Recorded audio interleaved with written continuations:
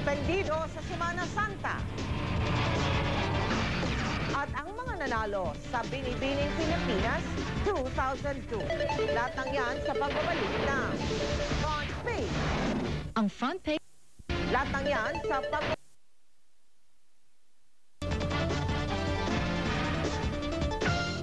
Itinanghal na noong Sabado ang mga bagong reyna ng kagandahan sa bansa.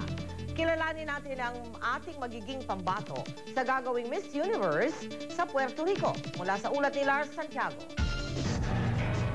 Tatlong magagandang dilagang bagong pambato ng Pilipinas sa iba't ibang international beauty contest. Kinoronahan noong Sabado sa Araneta Coliseum ang bagong Binibining Pilipinas Universe na si Karen Loren Agustin, Binibining Pilipinas World na si Catherine Ann Manalo, at Binibining Pilipinas International na si Christine Alzar. I'm really excited. It's like a dream come true. I never thought it would happen to me ever. Elegante ang coronation night. Unang lumabas ang mga kandidata, suot ang kanilang nagagandahang gown. Pagkatapos ay pumarada sila ng naka-swimsuit. Completing the first portion of our search for Binibining Pilipinas 2002.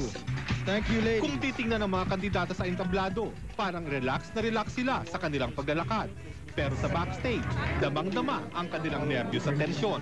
Mayroong walang tigil sa pagpapractice sa paglakad. Mayroon namang mayat-maya ay nagpaparetouch ng make-up. At mayroon ding sa sobrang tensyon at nerbiyos ay napapadasal. Agree naman sa mga nanalo si dating Binibining Pilipinas Universe Jardine Gonzalez na siya ring tumayong anchor person noong coronation night. So I'm very excited for them and they're very much deserving. Smart, maganda sila, beauty and brains. Ang nanalong Binibining Pilipinas Universe ay makikipaglaban sa Miss Universe Beauty Pageant sa Puerto Rico sa Mayo.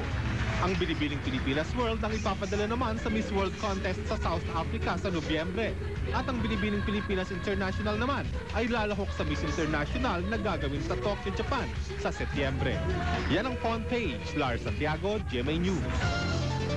Suspendido ang color coding scheme mula March 25 Lunes Santo hanggang March 29 Biyernes Santo. Ito ay upang bigyang pagkakataon ang mga uuwi sa kanilang probinsya sa Semana Santa. At yan ang front page.